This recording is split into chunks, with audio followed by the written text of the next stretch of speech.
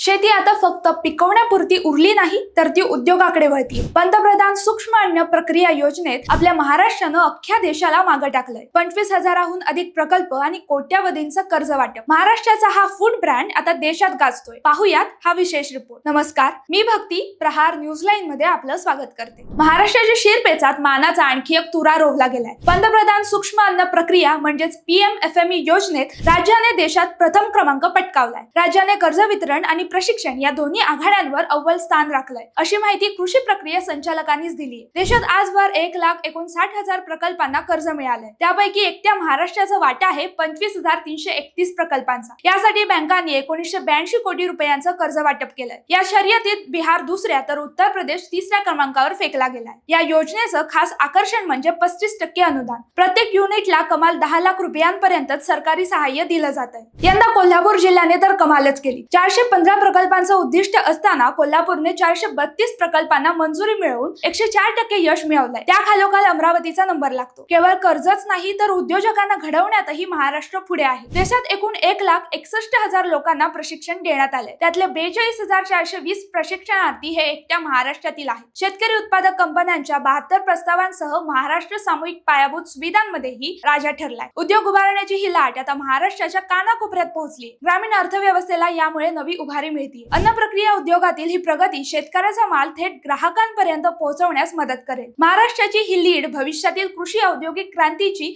नांदी ठरणार आहे। राज्यातील तरुणांनी या योजनेचा लाभ घेऊन केवळ नोकरी मागणारे नाही तर नोकरी देणारे बनावे। पंतप्रधान योजनेचा महाराष्ट्राला आधार, अन्न प्रक्रियेतून तरुणांचा होतोय उद्धार। आता कर्ज मिळतंय, प्रशिक्षण मिळतंय आणि हक्काचं अनुदानही। मग तुम्ही वाट कसली पाहताय? तुम्हीही व्हा अन्न प्रक्रिया क्रांतीचे शिलेदार। माहिती आवडली असेल तर कमेंट्स मध्ये नक्की कळवा आणि असेच नवनवीन व्हिडिओ पाहण्यासाठी प्रहार न्यूजलाईनला लाईक, शेअर, फॉलो आणि सबस्क्राईब करायला विसरू नका। धन्यवाद।